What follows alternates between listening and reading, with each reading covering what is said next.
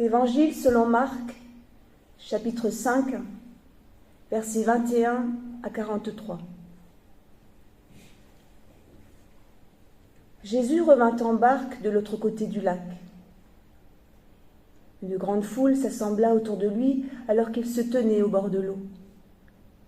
Un chef de la synagogue locale, nommé Jairus, arriva.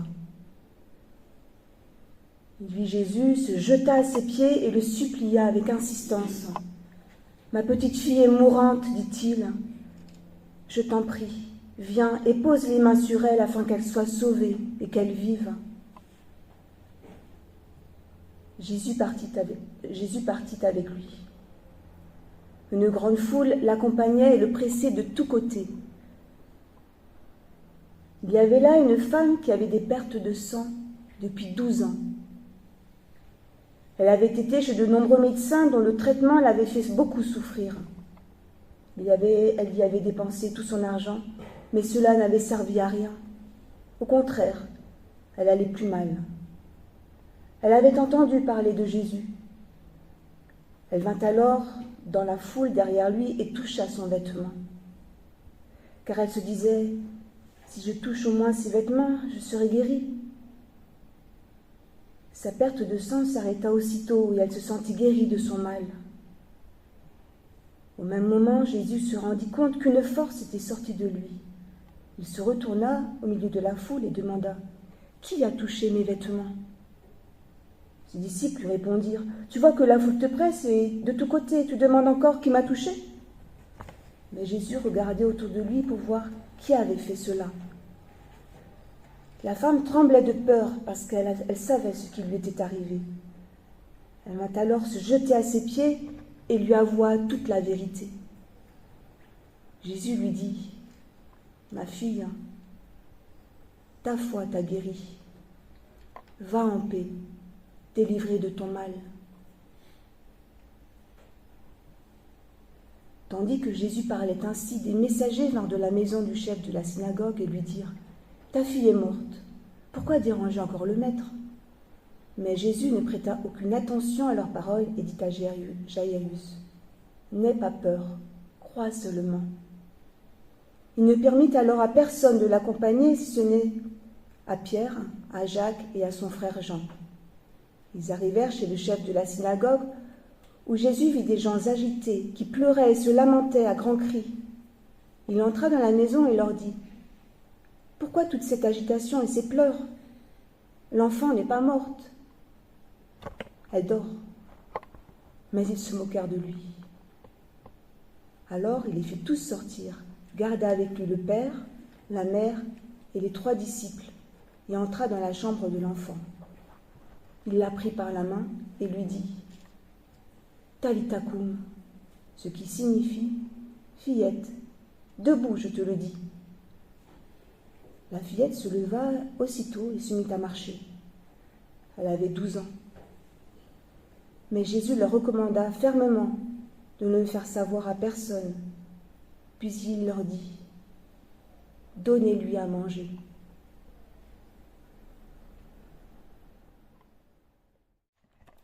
Chers amis, frères et sœurs, le passage qui a retenti dans nos oreilles nous plonge dans l'atmosphère électrique propre à l'évangile de Marc, caractérisé par un enchaînement à vive allure des événements. Jésus étant comme le SAMU dans une course effrénée, passant d'une urgence à l'autre, d'une rive à l'autre, d'un bord à l'autre. En effet, chez Marc, le terme « aussitôt » revient à 40 reprises, le terme « à nouveau » à 26 reprises. Ce qui donne le tempo à notre lecture de ce jour, corsé par 2 récits hors du commun, enchâssés l'un dans l'autre. Nous voici immédiatement plongés dans le vif du sujet. Jésus, dès sa sortie de la barque, reçoit une première sollicitation pour une situation sans issue et dans la foulée reçoit une seconde aussi alambiquée que la première, le tout en présence d'une foule nombreuse, rappelant le fait que Jésus, durant son ministère parmi nous, croise constamment des situations, des souffrances humaines, de détresse, de désespoir, mais toutefois pour y s'aimer une parole de vie, une parole qui relève, une parole qui va jusqu'à susciter la résurrection. Revenons à notre texte. Il commence de façon inouïe. C'est en effet un chef de la synagogue qui vient se jeter, nous dit l'évangéliste, aux pieds de Jésus. Alors n'oublions pas que fréquemment Jésus amaille à partir avec les chefs religieux et autres scribes. Les exemples sont nombreux dans les évangiles. Pourtant, ici, c'est un de leurs, du nom de Jairus, nom qui signifie Dieu rayonne. Lui n'hésite pas à franchir le Rubicon pour supplier Jésus d'intervenir en extrême urgence afin de sauver sa fille mourante. Et ce, quoi qu'il en coûte. Expression qui n'est pas sans nous rappeler la période du Covid qu'on a connue ici, comme solution ultime, n'est-ce pas, pour annihiler la pandémie. Or, pour qu'un chef de synagogue en arrive là, c'est que l'heure est grave. Manifestement, notre homme a perdu la tête. Un peu pour paraphraser Marc 3, qui nous parlait il y a 2 semaines que Jésus avait perdu la tête. Mais ici, c'est le chef de la synagogue qui n'a plus le choix, car sa fille est à l'article d'une mort imminente. Tout autour, évidemment, plastronne une cohue d'individus, des spectateurs, des gens de bonne volonté, des pleureuses qui encombrent les passages. Dans cette indescriptible frénésie des va-et-vient incessants, surgit une sollicitation nouvelle, plus directe cette fois-ci, de la part d'une femme ayant réussi à se frayer un chemin, on ne sait pas trop comment, mais dans les espoirs infinis qui est le sien, tente son va-tout, pourvu qu'elle puisse se sortir de son calvaire et enfin vaincre tous les maux qui l'accablent. L'infécondité, la perte de sang, le manque de chance d'une nouvelle vie, etc., etc. En fait, son horizon ne faisait que s'assombrir d'année en année depuis 12 ans. Elle ne peut plus compter sur les moyens humains d'ores et déjà défaillants. 12 ans d'épreuves, pendant lesquels ni la science ni l'argent, le nerf de la guerre soi-disant, ne réussissent à guérir, nous dit le verset 26. Alors incognito, elle défie cette foule si avide, si intuitive, si accapareuse, et par-dessus le marché gardienne de l'ordre public. Elle peut se sentir agressée par moments, donc ils établissent l'ordre, comme je disais, et il est hors des questions que cette femme vienne s'aventurer au milieu d'eux. Or, déterminée qu'elle était jusqu'au bout, en dépit des barrières, du diagnostic de sa maladie ou ses symptômes, elle brave de nombreuses résistances et incertitudes quant au succès de son entreprise. Et à propos, Marc souligne au verset 27 qu'elle avait entendu parler de Jésus. Nous ne savons donc ni comment, ni des quand, ni d'où, on n'a aucun commentaire là-dessus, mais en tout cas, elle a eu écho de l'existence de Jésus. Là où le bas blesse, le moment de son entrée en action paraît décalé et inopportun parce qu'il y a déjà une demande précédente qui est effectuée par un notable, plus pour sa fille de 12 ans, c'est-à-dire la même période que sa maladie à elle.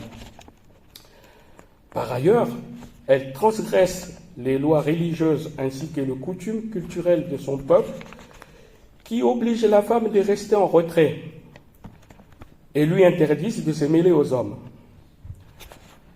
Toutefois, elle ne sera pas la seule disciple, femme.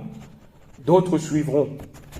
Jésus de Galilée jusqu'en Judée, de Capernaum à Jérusalem. Plusieurs femmes vont aussi devenir disciples comme nous le savons. Ici, contre vents et marées, elle se focalise sur la confiance à Jésus-Christ. Même à minima, s'imaginant que rien que le moindre contact avec la frange de son vêtement suffira pour produire l'impossible. Et pratiquement, dès l'amorce de son geste, Jésus sent une force sortir en lui. Au verset 30, c'est ce que Marc écrit. Et concomitamment, celle-ci entre dans l'Évangile.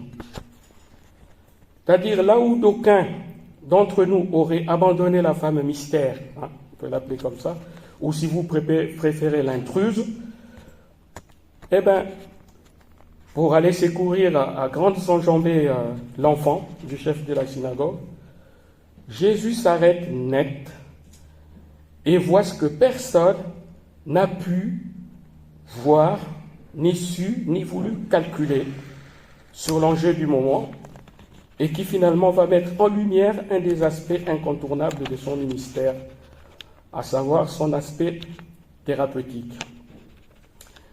Des opportunités telles que celle-ci sont les bienvenues pour lui. À aucun moment, il n'a été trop occupé, trop pressé pour se charger du cas des nécessiteux, si soudainement amené devant lui. Pour lui, aucune interruption n'est importune quand il s'agit de faire appel à son amour ou à sa puissance.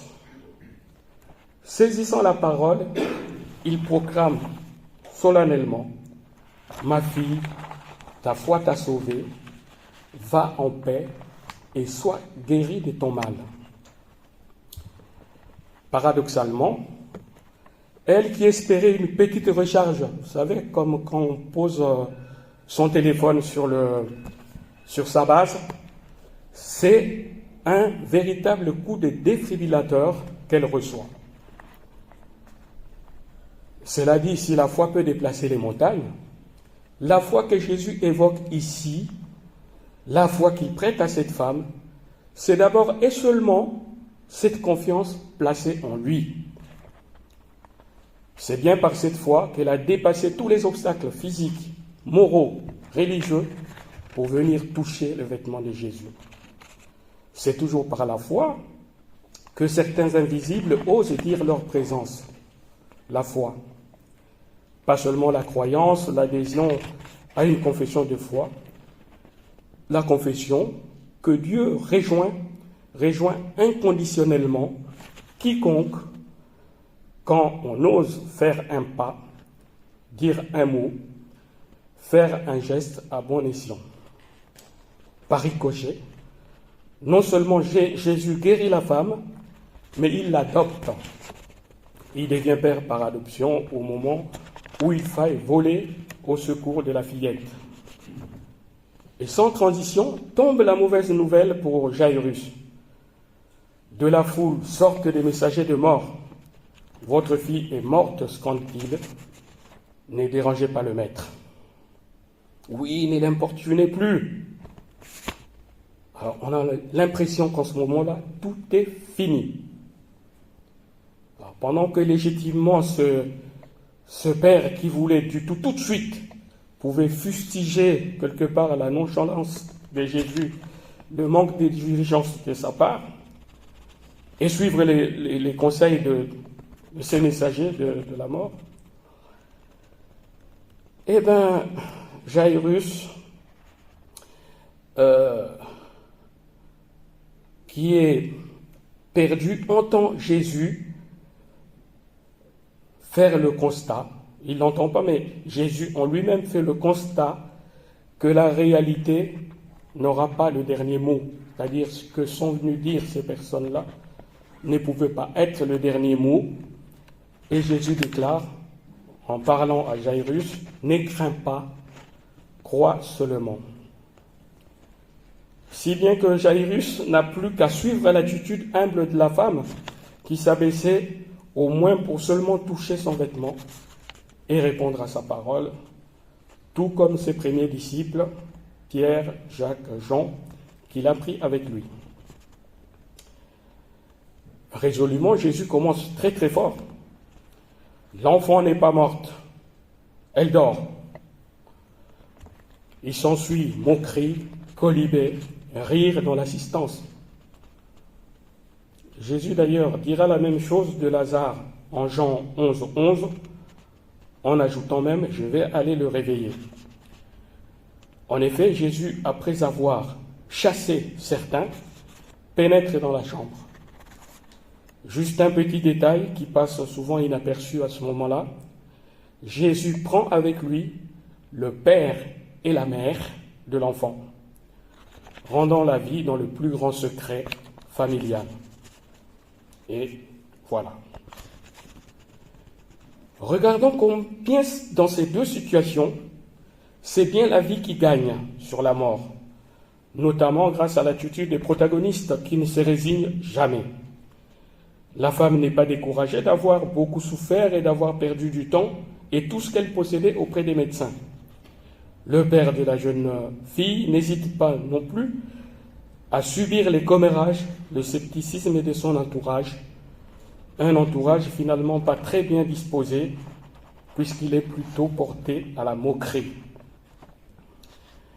En réalité, Jésus n'égomme pas nos faiblesses, il nous demande simplement de consentir à nos fragilités et de faire confiance en l'aide de la grâce pour rester fidèles et accomplir notre vocation d'être debout, relevé et redressé, qui s'obstine à essayer de toucher le vêtement de la parole faite humanité.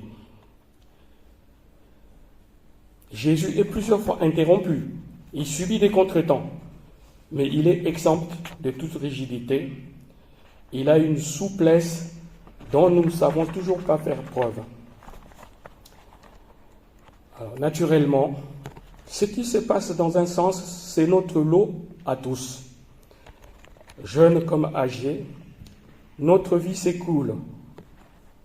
Notre corps est comme poreux, laissant couler goutte à goutte la vie hors de nous. Riches ou pauvres, seuls ou en famille, connus ou noyés dans une foule, confiants ou désespérés, nous pouvons tous nous adresser à Jésus. Alors, ces deux récits vont-ils jusqu'à la résurrection? À chacun de répondre. Toujours est-il que par la confiance inébranlable des deux êtres envers Jésus, il raconte l'accès à une vie nouvelle sur le chemin de la foi qui sauve et qui dépasse les frontières. Par la vie nouvelle que Jésus donne dans notre évangile de ce matin, nous accueillons aussi la vie offerte. La mort fait partie de notre vie. Notre Seigneur Jésus-Christ nous accompagne à chaque étape.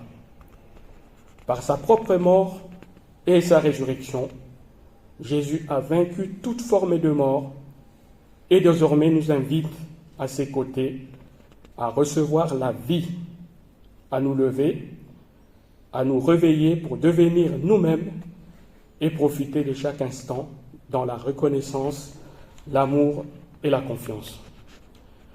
Alors, peu importe les oiseaux des mauvais augures, les prophètes de malheur, l'horizon qui semble s'obscurcir, notre regard se tourne vers cet homme qui nous invite à nous soucier des autres, ceux qui ont tout perdu, comme les réfugiés climatiques, les exilés qui ont fui la guerre, ou tous ceux que nous côtoyons quotidiennement. Il nous donne une responsabilité dans ce monde. C'est pourquoi le passage que nous avons lu se termine par la recommandation « Donnez-leur à manger » ou « Donnez à manger à l'enfant ». Notre guérison nous transforme, notre libération nous rend actifs, nous sommes requinqués, non pour retrouver notre état antérieur ou vivre dans le monde d'avant, mais pour cheminer avec lui, défricher ce futur plein de promesses. Pour conclure, je vous laisse ces paroles de Jésus entendues ce matin. « Va en paix, dit-il à la femme. N'aie pas peur, crois seulement, dit-il à Jairus. Réveille-toi, dit-il à sa fille. Donnez-lui à manger, dit-il à ceux qui l'entourent. » Que ces paroles de Jésus adressent personnellement à chacun d'entre nous ce matin, nous portent tout au long de la semaine et au-delà. Amen.